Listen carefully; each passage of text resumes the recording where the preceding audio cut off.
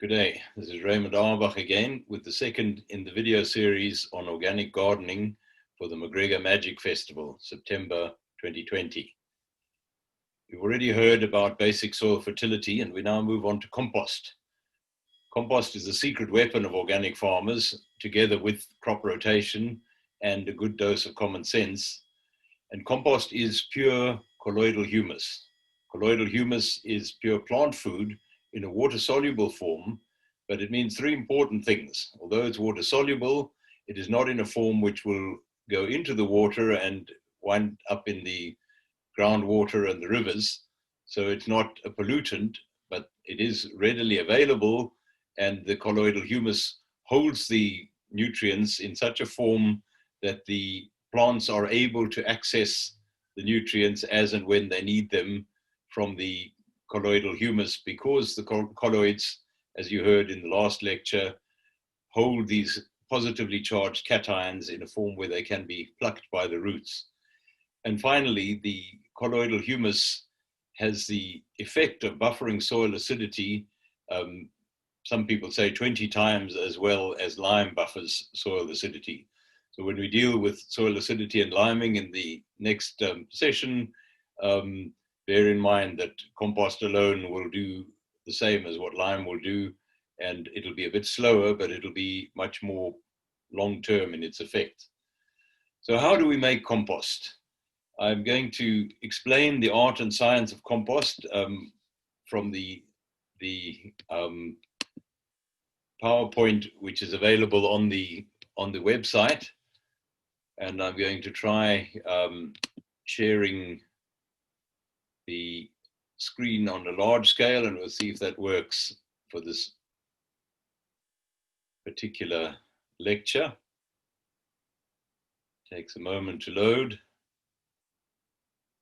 So, compost making is an art and a science, just like baking bread or making porridge. The science demands the correct balance between carbon and nitrogen. The carbon-rich organisms are the brown organic matter, which is grass, and any kind of brown organic matter is rich in carbon, either lignin, cellulose, or hemicellulose, the three forms of carbon found in plants. And the other part of the balance is the nitrogen. Now, rich green food waste has got nitrogen, what comes from your kitchen, or green grass clippings, anything that's green or is food waste, is very high in nitrogen. Manures have a lot of nitrogen. Cow manure is the most balanced.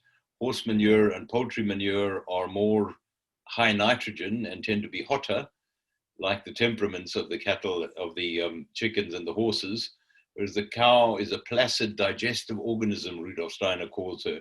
She eats the grass and she sits there, lies there chewing her cud, and she is a digestive microcosm. So cow manure is the most balanced, the fresher the better.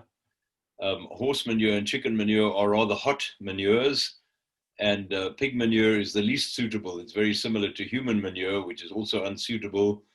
Human manure not only has the short digestive tract of the human, but it also has pathogens and various other organisms that we don't really want, and often heavy metals as well.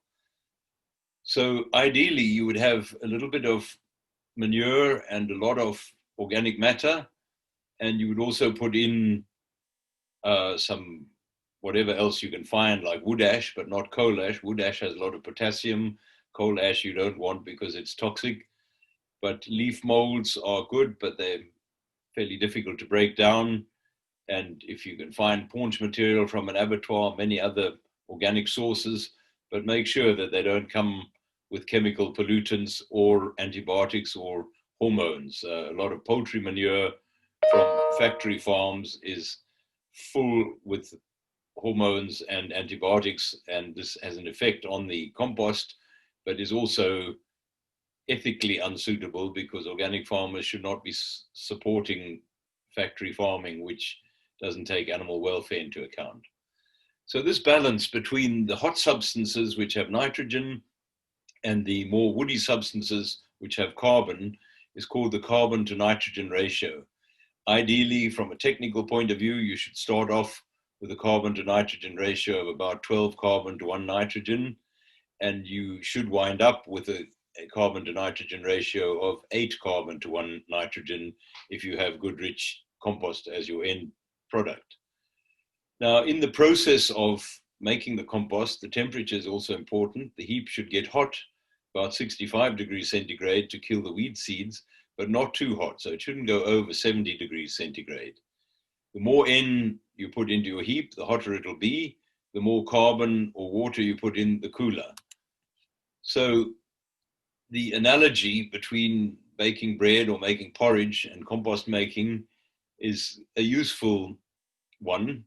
If you think about the maize porridge, you need maize meal, you need salt, you need water, you need heat, you need a pot and a stirring spoon. For compost, you need organic matter, wood ash, water, manure or rich greens or food waste, a compost site, and a fork or pitchfork to mix up the ingredients thoroughly while making the heap. So similar, essentially you are cooking the browns, you are cooking the high carbon organic matter by means of the heat which you will find in manure or food waste, which is rich in nitrogen, and the nitrogen is the hotties of the recipe.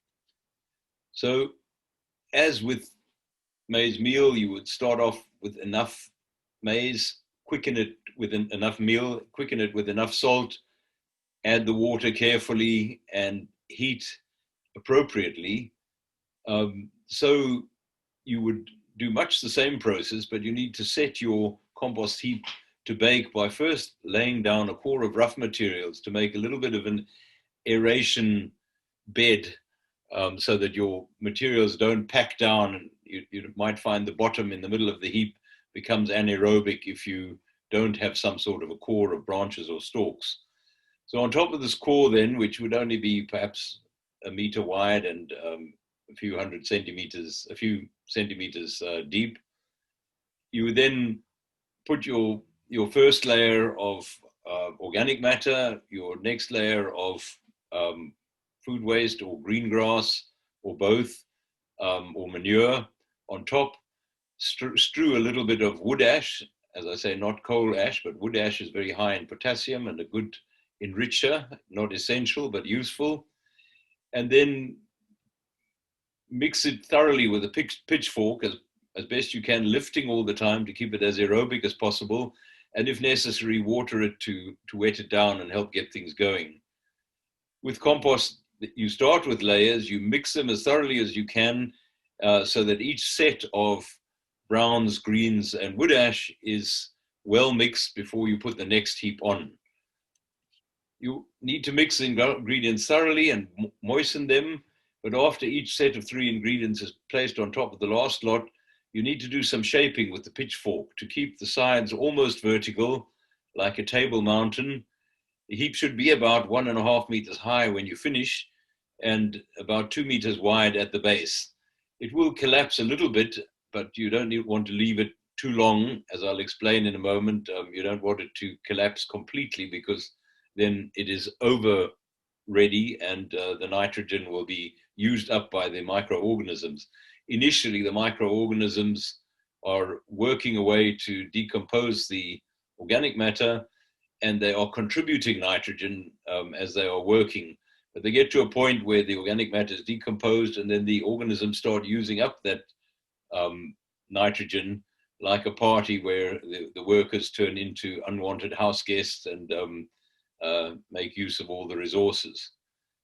So the site where you make your compost should be flat or slightly sloping so that it's well drained, and it will become like a bank, just as perfume makers want their shea butter or their various substances to hold the scents.